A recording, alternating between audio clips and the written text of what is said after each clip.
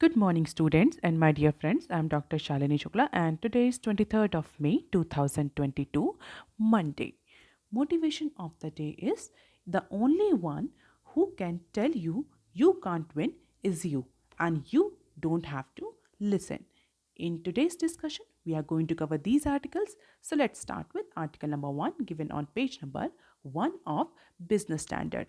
Fuel duty cuts may help ease inflation by 25 bps. Center government has decided to cut the excise duty on petrol and diesel by 8 and 6 a liter respectively. और ऐसा कहा जा रहा है कि central government का ये decision excise duty cut करने का ये इंडिया में रिटेल इन्फ्लेशन को ईज आउट करेगा अप्रॉक्सीमेटली 25 बेसिस पॉइंट्स। और इसका इम्पैक्ट जून के बाद विजिबल होगा सीपीआई पर, ऐसा एक्सपर्ट्स का मानना है। अगर इनडायरेक्ट इम्पैक्ट्स की बात करें, क्योंकि गवर्नमेंट ने जिस तरीके से पेट्रोल और डीजल के प्राइसेस बढ़ रहे थे उसको कंट्रोल करने के लिए एक्साइज ड्यूटी में एक सिग्निफिकेंट रिडक्शन किया है, तो इसका इनडायरेक्ट इम्पैक्ट जो है वो अदर कमोडिटी या उनके प्राइसेस पर भी पड़ेगा। और एक्सपर्ट्स और एनालिस्ट का ये मानना है कि अदर आइटम्स को देखा जाए, केवल पेट्रोल और डीजल को छोड़ दिया जाए, तो अगर अदर इन आइटम्स पर इसका इनडायरेक्ट इम्पैक्ट देखा जाए तो जो फूड प्राइसेस हैं वो अप्रॉक्सीमेटली 40 बेसिस पॉइंट्स तक कम हो सकते हैं during the current fiscal year.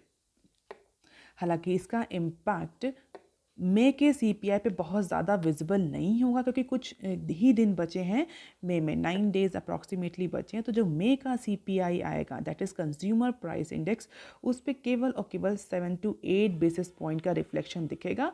But जून के बाद से ओवरऑल इन्फ्लेशन में अप्रॉक्सीमेटली 25 बेसिस पॉइंट का रिडक्शन आएगा।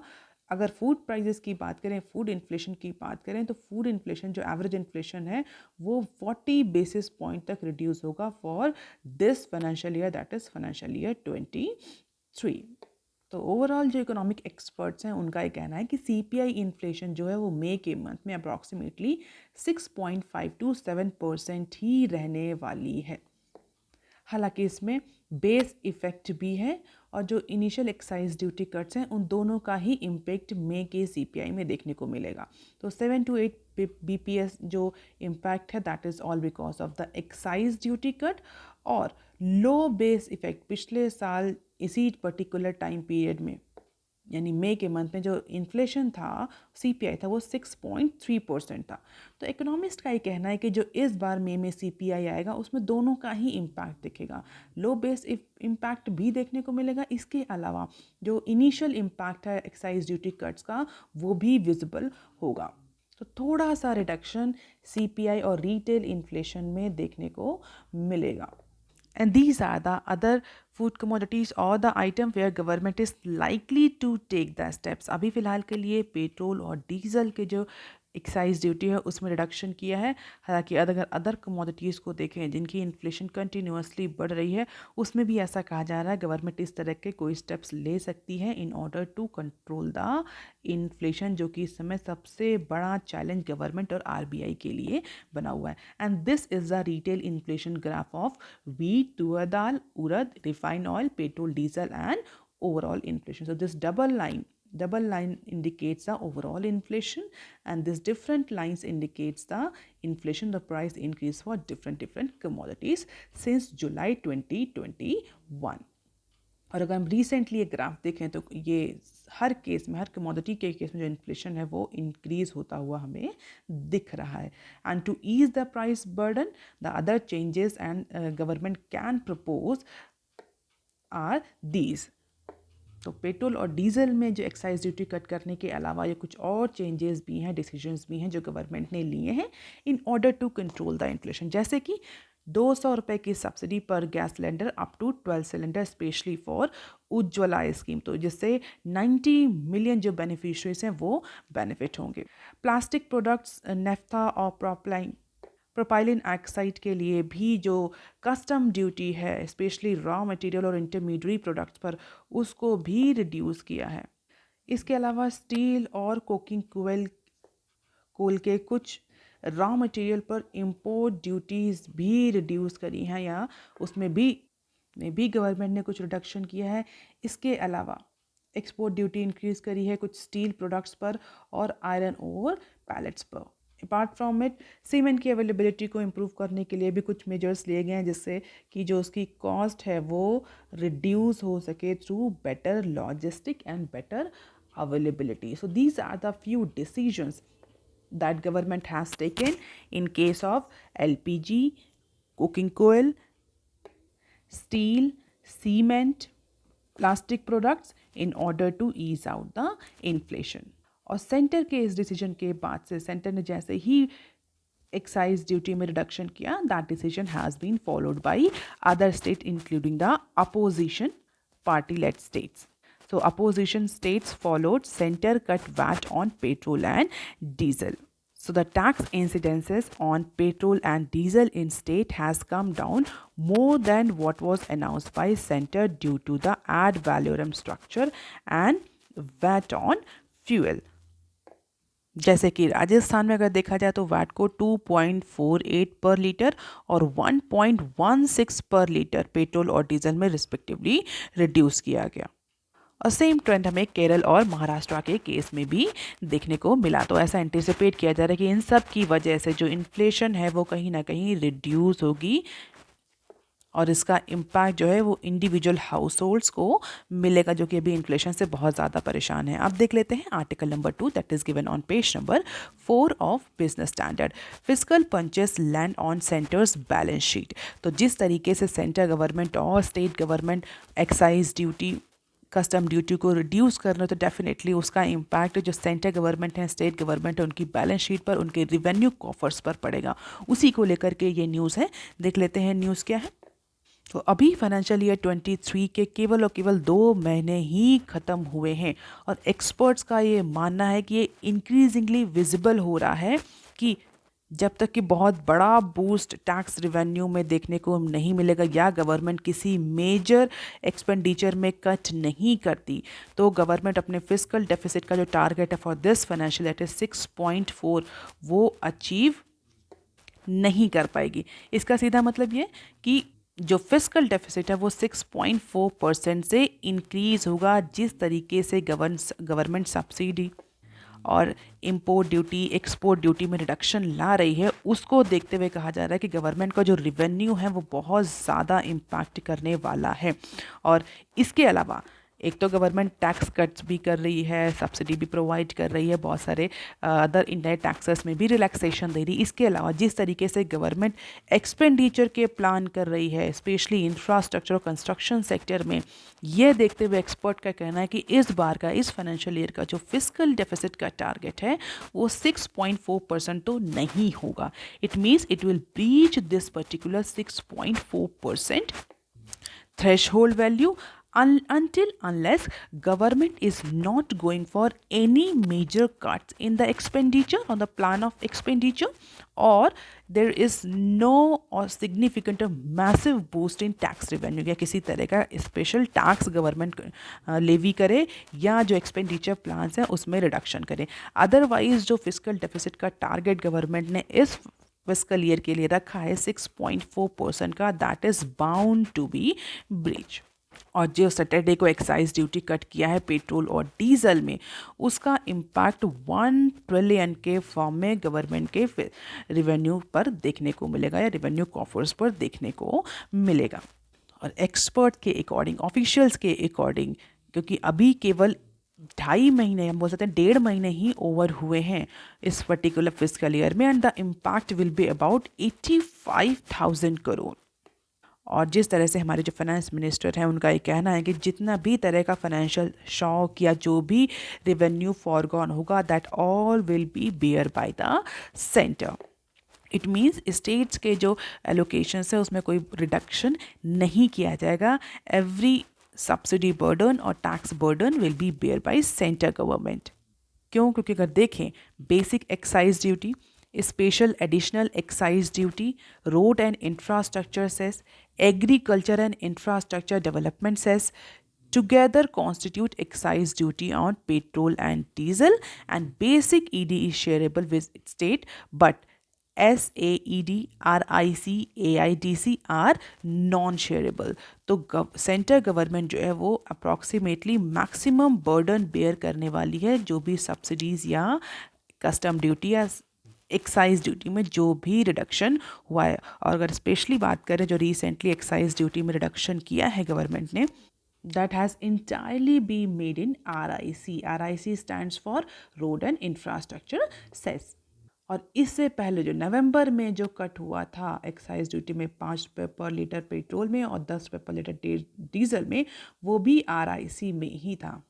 और जो बेसिक ईडी है, that is basic excise duty, जो कि स्टेट से शेयरेबल होती है, उसको सेंट्रल गवर्नमेंट ने टच नहीं किया है। तो सेंट्रल गवर्नमेंट का कहना है कि जो भी रिडक्शन या रिलैक्सेशन गवर्नमेंट ने एक्साइज ड्यूटी में प्रोवाइड किया है, मोर स्पेसिफिकली पेट्रोल और डीजल के लिए, वो केवल और केवल ऐसे टैक्सेस से किया गया है, ऐसे टैक्सेस के रिलैक्सेशन से किया गया है जिसका बर्डन केवल और केवल सेंट्रल गवर्नमेंट बेयर करती है। ऐसे टैक्स या ऐसे ड्यूटीज़ जो कि स्टेट्स के साथ शेयरेबल होते हैं, उनको गवर्नमेंट ने टच नहीं किया है। Therefore the entire burden of these two duties cut is entirely born by the central government, और जिसकी वजह से सेंटर को अप्रॉक्सीमेटली 1.1 ट्रिलियन या अप्रॉक्सीमेटली 1 ट्रिलियन का बर्डन बेयर करना पड़ेगा। इसके अलावा सेम अमाउंट का फर्टिलाइज़र सब्सिडी में भी जो गवर्नमेंट फर्टिलाइज़र के केस में जो सब्सिडी प्रोवाइड करी है गवर्नमेंट ने, उसमें भी सेम अमाउंट का रेवेन्यू फॉरगॉन होगा सेंट्रल गवर्नमेंट का। तो पेट्रोल और डीजल या बोल सकते हैं फ्यूल के केस में अप्रॉक्सीमेटली 1 ट्रिलियन, और फर्टिलाइज़र के केस में भी अप्रॉक्सीमेटली 1.1 ट्रिलियन का fertiliser subsidy burden as a commodity price have hiked due to Russia's invasion on Ukraine is going to be bared by the central government only. इसके अलावा जो LPG में 200 रुपये का रिडक्शन किया है, जिससे कि अप्रॉक्सीमेटली 90 मिलियन बेनिफिशरीज जो हैं वो बेनिफिट होने वाले हैं। अभी हमने पहले ही फर्स्ट न्यूज़ एनालिसिस में डिस्कस किया है। That will put the additional burden of 6,100 crore on public exchequer।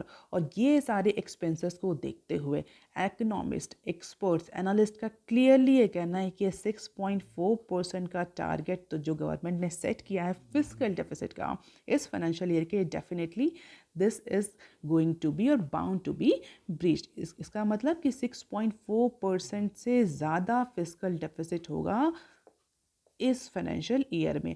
And these are the numbers in terms of net tax revenue, revenue expenditure, capital expenditure and fiscal deficit as a percentage of GDP since financial year 20 to financial year 23, and these are the budgeted estimates। आप याद रखेंगे जो financial year 23 के लिए हैं वो budgeted estimates हैं, जो actual या revised estimates हैं या जो actual estimates हैं वो इस financial year के end तक आएंगे। बट पिछले 2 या 3 सालों में गवर्नमेंट ने कितना बजट किया, कितना एक्चुअल हुआ, कितना बजट किया, कितना एक्चुअल आया, कितना बजटेड रहा, कितना रिवाइज रहा, ये डेटा आप कंपेयर कर सकते हैं। और मोस्ट ऑफ द केसेस में हम देखें तो जितना गवर्नमेंट ने बजट किया था फिस्कल डेफिसिट, उससे थोड़ा ज़्यादा ही रहा है एक्चुअल फिस्कल डेफिसिट। जैसा कि हम देख सकते हैं फाइनेंशियल ईयर 20 में 3.3% का टारगेट रखा था गवर्नमेंट ने, जो एक्चुअल आया वो 4.6। इसी तरह फाइनेंशियल ईयर 21 में 3.5% का टारगेट रखा था गवर्नमेंट ने, जो एक्चुअल आया वो 9.2 आया। इसी तरह फाइनेंशियल ईयर 22 में गवर्नमेंट ने 6.8% का टारगेट रखा था, जो रिवाइज करके 6.9 किया था। हालांकि अभी एक्चुअल डेटा रिलीज नहीं हुआ है, बट एक्सपर्ट का कहना है इट विल बी अप्रॉक्सीमेटली 6.9%। इसी तरह फाइनेंशियल ईयर में 6.4% का टारगेट रखा है गवर्नमेंट ने, और जिस तरीके से गवर्नमेंट के एक्सपेंडिचर, सब्सिडी, टैक्स रिडक्शन हो रहे हैं, उसको देखते हुए बात तो क्लियरली विजिबल है कि it is going to be breached. अब देख लेते हैं next clip. Centre likely to spend another $26 billion to fight inflation। तो centre is considering spending an additional 2 trillion.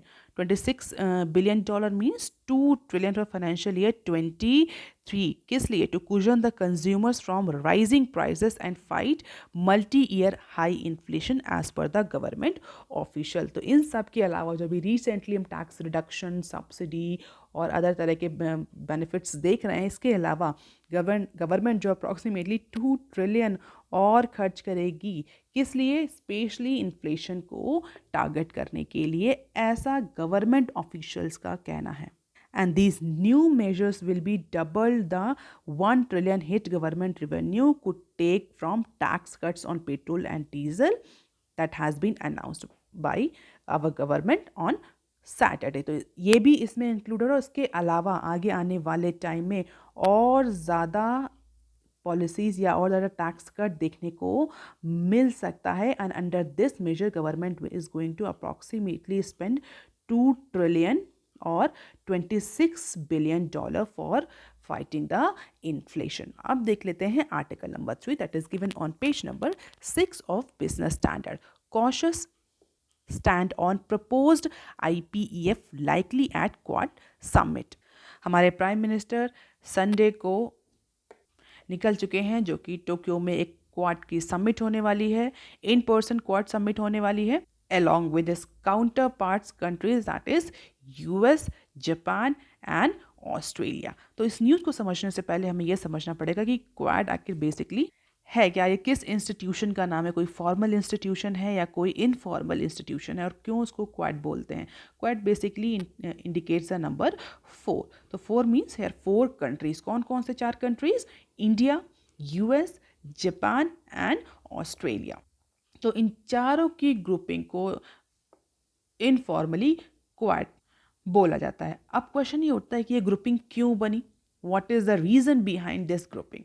तो अगर हम बहुत क्लियरली बात करें तो इस पर्टिकुलर ग्रुपिंग का या इस कार्टलाइजेशन का एक और सिर्फ एक ही रीज़न है, दैट इज़ चाइना। चाइना की डोमिनेंस जिस तरह से, सुपरमेसी जिस तरह से एशियन कॉन्टिनेंट्स में बढ़ रही है, उसको रिड्यूस करने के लिए यूएस ने ये ग्रुपिंग बनाई है।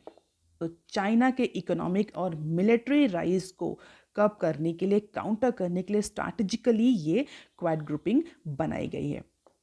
और इसकी दूसरी समिट होने वाली है क्वाड लीडर्स की टोक्यो में ऑन ट्यूसडे, जिसके लिए हमारे जो प्राइम मिनिस्टर हैं वो निकल चुके हैं। अब इस न्यूज़ में क्या डिस्कस किया गया? इस न्यूज़ में बेसिकली जो एक डील साइन होने वाली, that is Indo Pacific economic framework, जिसको हम शॉर्ट फॉर्म में IPEF बोलते हैं। तो जो proposed Indo Pacific economic framework है, इसको लेकर के डिस्कशन किया गया, इसको लेकर के प्रोजेक्शन किया गया है कि इंडिया का क्या स्टैंड रहने वाला है इस particular Indo Pacific economic framework deal पर, जिसकी जो डिटेल्स हैं वो टोक्यो में डिस्क्लोज करेंगे यूएस के प्रेसिडेंट मिस्टर जॉय बाइडेन।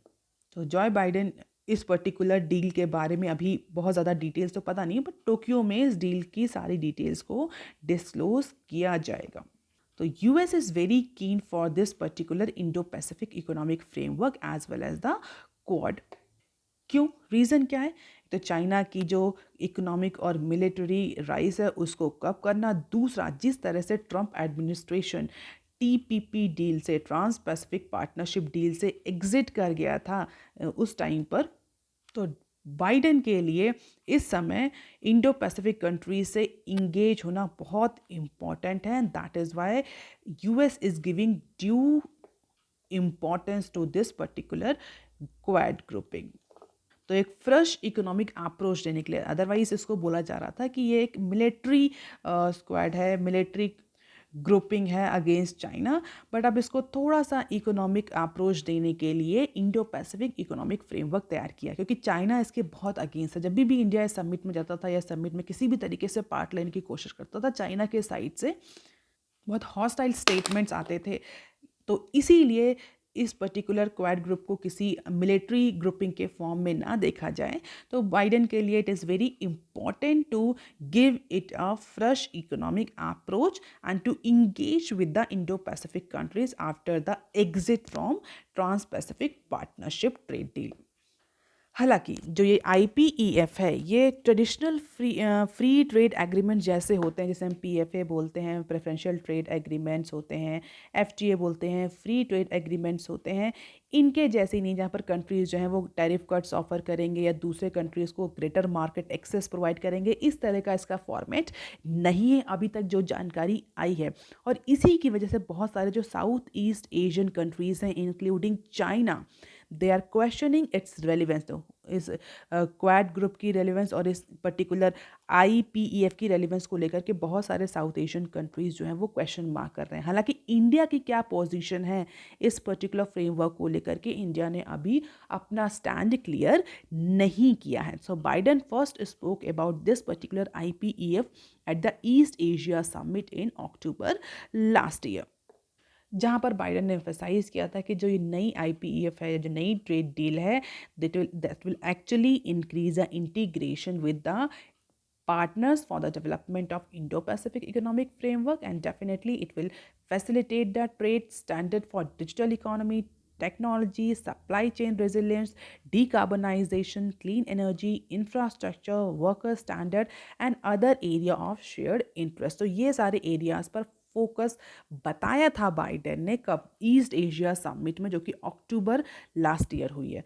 बहुत ज़्यादा डिटेल जो है वो USA टोक्यो में जो सेकेंड समिट है क्वाड की उसमें डिस्क्लोज करेगा। इसके बाद इंडिया अपना स्टैंड शायद क्लियर कर सकता है कि India will join this particular trade framework और दिस पर्टिकुलर फ्रेमवर्क और नॉट। अगर हम देखें फैक्ट शीट्स को कि इन जो अदर कंट्रीज़ हैं यानी US, जापान और ऑस्ट्रेलिया, इनके साथ इंडिया का जो ट्रेड डेफिसिट है या ट्रेड सरप्लस है वो है, या ट्रेड सिचुएशंस क्या हैं, बेसिकली ट्रेड की कंडीशंस क्या हैं।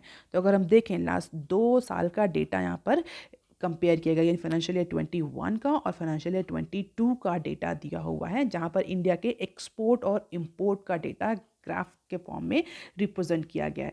This is for US, this is for Japan and this is for Australia. और अगर हम देखें तो US के केस में इंडिया का जो एक्सपोर्ट है वो 2 साल से इंक्रीज हो रहा है और उसी फॉर्मेट में इंपोर्ट भी इंक्रीज हो रहा है। बट यस, इंडिया जो है US के साथ ट्रेड सरप्लस में है, एक्सपोर्ट हम बोल सकते हैं कि सरप्लस की कंडीशन में है इंडिया, जो मर्केंटाइज एक्सपोर्ट है US के साथ। जापान के केस में अगर हम देखें तो India is on deficit side. अगर हम देखें तो इंपोर्ट जो है वो हमारा ज़्यादा बढ़ रहा है, yellow is import and blue is export. तो जापान से हमारा जो एक्सपोर्ट है वो उतना ज़्यादा इंक्रीज़ नहीं हुआ जितना ज़्यादा हमारा इम्पोर्ट है। तो जापान से हम डेफिसिट के केस में ट्रेड डेफिसिट ही, ऑस्ट्रेलिया के साथ भी हमारा डेफिसिट का ही रिलेशन है। तो केवल और केवल US के साथ हम ट्रेड सरप्लस की सिचुएशन में हैं, जबकि जापान और ऑस्ट्रेलिया के साथ इंडिया जो है वो ट्रेड डेफिसिट के सिचुएशन में है। तो इस केस में जबकि हम 2 कंट्रीज़ के साथ ऑलरेडी ट्रेड डेफिसिट के सिचुएशन में हैं एक्सेप्ट USA, तो इस केस में इंडिया कितना इस नए ट्रेड फ्रेमवर्क को साइन करता है, इंडिया का क्या स्टैंड होगा, that will totally depend on upcoming days. इसके अलावा एक और न्यूज़ दी हुई थी जो कि हम इसी पर्टिकुलर सेक्शन में ही कवर करेंगे, more investment less conflicts, infra on agenda. तो world economic forum that is WEF, तो देवोस में जो वर्ल्ड इकोनॉमिक फोरम की जो समिट चल रही है उसमें इंडिया के साइड से भी बहुत सारे रिप्रेजेंटेटिव हैं। अप्रॉक्सीमेटली 100 CEO जो हैं वो इंडिया के साइड से गए हुए हैं इस पर्टिकुलर समिट में। इसके अलावा 12 से 15 गवर्नमेंट ऑफिशियल्स या गवर्नमेंट लीडर्स ने भी पार्टिसिपेट किया है इस एनुअल मीटिंग में, जो कि वर्ल्ड इकोनॉमिक फोरम की है, या हम इसको समिट भी बोल सकते हैं, जहाँ पर ओवरऑल जो कंसेंसस है इंडिया के केस में वो यही है कि इन्वेस्टमेंट को इंक्रीज़ किया जाए, मोर स्पेसिफिकली इंफ्रास्ट्रक्चर सेक्टर में।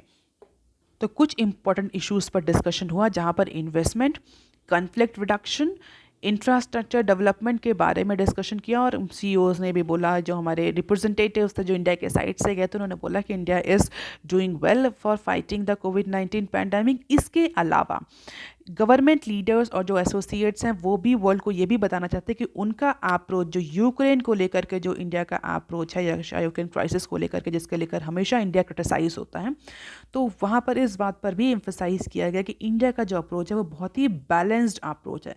हालांकि बहुत सारे जो इंटरनेशनल लीडर्स हैं, या बोल सकते हैं जो अदर कंट्रीज़ के लीडर्स हैं, वो उनका हमेशा से ब्लेम रहा है, स्पेशली US का, कि इंडिया जो है वो रशिया का साथ दे रहा है इस क्राइसिस की सिचुएशन में। हालांकि इंडिया इस पर्टिकुलर फोरम को यूज़ कर रहा है, वर्ल्ड इकोनॉमिक फोरम को, ये बताने के लिए कि इंडिया का जो अप्रोच है रशिया यूक्रेन क्राइसिस की तरफ से, that has been most balanced, even Asia's vast majority of the world leaders who have congregated here are expected to take on Russia strongly for waging the war. तो सभी most of the countries specially western countries जो economies हैं वो Russia के against हैं। हालांकि India अभी ने कभी भी खुल करके रशिया को क्रिटिसाइज़ नहीं किया इस पर्टिकुलर यूक्रेन वॉर को लेकर के।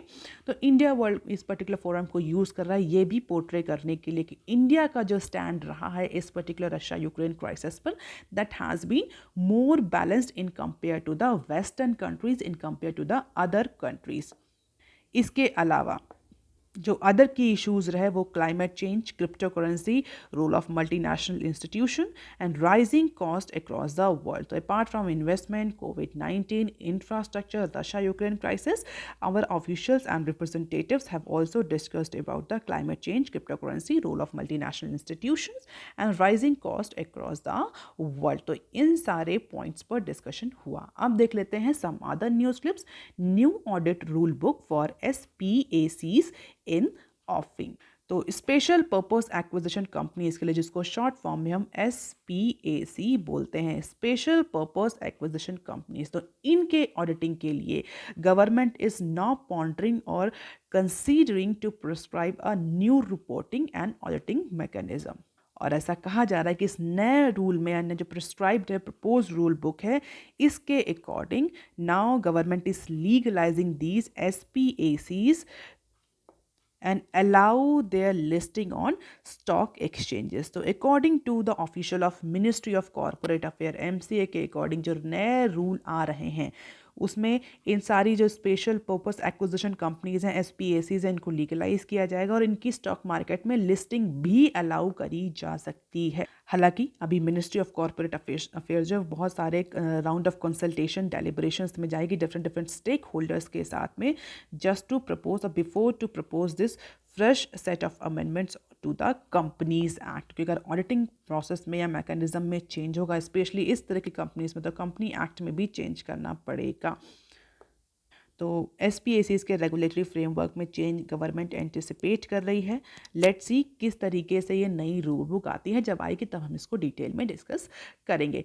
तब तक के लिए आप मुझे कमेंट सेक्शन में लिख करके ये बता सकते हैं कि what are these special purpose acquisition companies. ये SPACs एक्चुअली होती क्या है, इनका पर्पस क्या होता है। हालांकि नाम से ही पता चल रहा है special purpose acquisition companies, but आप मुझे कॉमेंट सेक्शन में लिख करके बता सकते हैं। अब देख लेते हैं नेक्स्ट के battery defects and low testing led to EV fires DRDO। Recent time में जो बैटरी EV जो इलेक्ट्रिक व्हीकल्स हैं उसमें फायर लगने के या फायर कैच करने के बहुत सारे इंसिडेंट्स हमने देखे थे, बहुत सारे इंसिडेंट्स हमने सुने थे। और इसको लेकर के एक्सपर्ट्स का ये कहना था कि जिस तरीके से इलेक्ट्रिक व्हीकल फायर कैच कर रहे हैं, that is putting the question mark on the safety and security of these vehicle. और इस तरीके से अगर इंसिडेंट होते रहे तो अडॉप्शन जो है इलेक्ट्रिक व्हीकल का वो बहुत ज़्यादा नहीं होगा इनिशियल लेवल पे, क्योंकि कंज्यूमर्स जो हैं they will concern about the safety and security of these vehicles and definitely their family members. तो अडॉप्शन जो गवर्नमेंट चाहती है कि इलेक्ट्रिक व्हीकल जो है वो जल्दी से जल्दी इंडियन रोड्स पे देखने को मिले मेजॉरिटी ऑफ नंबर्स में, लेकिन जिस तरीके से वो आग पकड़ रहा है तो डेफिनेटली कोई भी इंडिविजुअल इस तरीके के रिस्की व्हीकल्स को अडॉप्ट नहीं करेगा, रिस्की टेक्नोलॉजी को अडॉप्ट नहीं करेगा। तो जो रीसेंट वीक्स में कुछ हमने इंसिडेंट्स देखे where the electric vehicle has caused the fire, that is all because of the defects in their batteries, including the design of the battery packs and module as per the report by DRDO। तो जो recently case थे उसके बाद से DRDO को ये जिम्मा दिया गया था कि आप इस पर स्टडी करिए और पता करिए why these vehicles are actually catching the fire। तो DRDO की रिपोर्ट के अकॉर्डिंग, DRDO की स्टडी के अकॉर्डिंग, ये जो इलेक्ट्रिक स्कूटर्स थे जिनमें मोस्टली जो इंसिडेंट हुए से मोस्ट ऑफ द केसेस में इलेक्ट्रिक स्कूटर्स की ही बैटरी ने आग पकड़ी थी। तो उनके केस में जो DRDO की फाइंडिंग्स उसमें आई थी कि जो बैटरीज थी उनकी डिज़ाइनिंग प्रॉपर नहीं हुई थी, टेस्टिंग प्रॉपर नहीं हुई थी, उनमें डिफेक्ट था, जिसकी वजह से ये इंसिडेंट्स देखने को मिले। As the country aims to increase the share of electric scooter and motorcycle in total two-wheeler sales to 80% by 2030 from 2% now। तो अभी जो इलेक्ट्रिक व्हीकल और electric motorcycle, more specifically two wheeler के केस में जो 2% सेल ही constitute करते हैं overall cell का, उसको इंक्रीज करके गवर्नमेंट 80% करना चाहती है आगे आने वाले 7 से 8 सालों में। लेकिन अगर इस तरीके से आग पकड़ेंगे इस तरह के व्हीकल, तो डेफिनेटली जो अडॉप्शन है वो बहुत ज़्यादा नहीं हो पाएगा। और जो गवर्नमेंट का टारगेट है कि 80% जो टू व्हीलर्स हैं वो इलेक्ट्रिक व्हीकल्स हों, तो इसीलिए गवर्नमेंट ने डीआरडीओ को ये स्टडी करने को बोला था। और डीआरडीओ के स्टडी के according these are the designing defects और टेस्टिंग डिफेक्ट्स जिसकी वजह से ये इंसिडेंट हुए। And this is the units of e-scooters sold in financial year 2021 and 22। हालांकि पॉजिटिव ग्रोथ देखने को मिल रही है, बट इसके बावजूद भी इस तरह के इंसिडेंट कहीं ना कहीं अडॉप्शन को, टेक्नोलॉजी के अडॉप्शन को इम्पैक्ट करते हैं। अब देख लेते हैं next clip. Export levy likely to push steel firms to review expansion plan.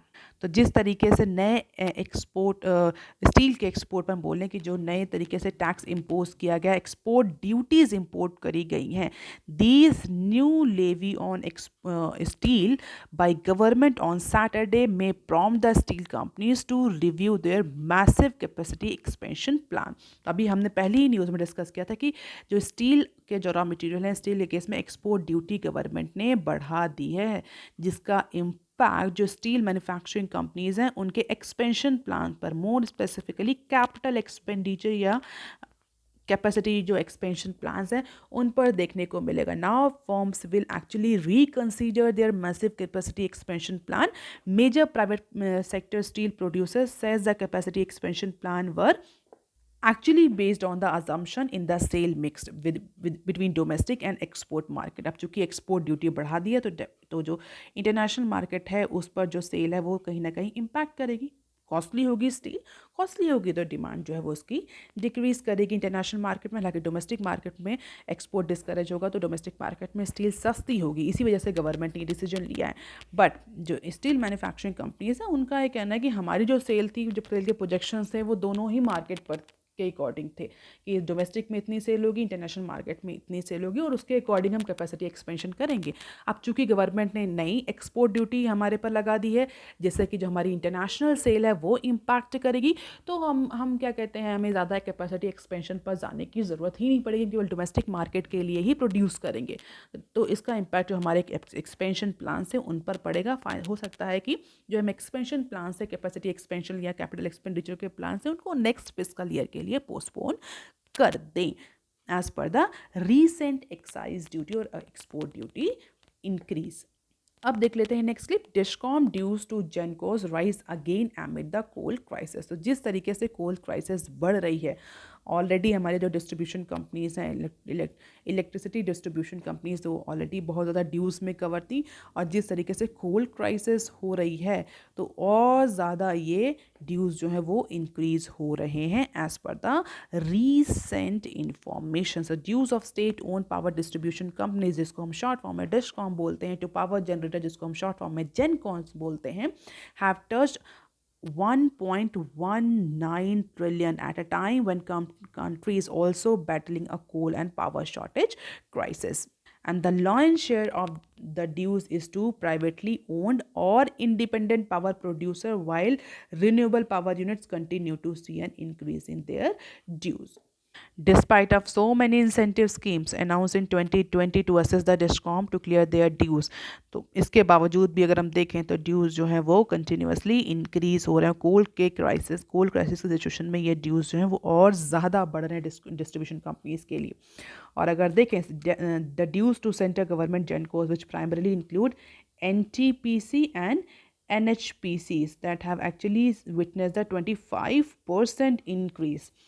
So in spite of the so many incentive rescue scheme, the dues of these GenCos are increasing even at the time of coal crisis, and this is not the good situation for both GenCos as well as the DISCOMs. That is all for today, students. If you want lecture PDF, you can join my Telegram channel. You can also follow me on other social media platforms. If you have any query and suggestion, you can write on comment section below. Please like, share and subscribe. Thank you. Have a nice day.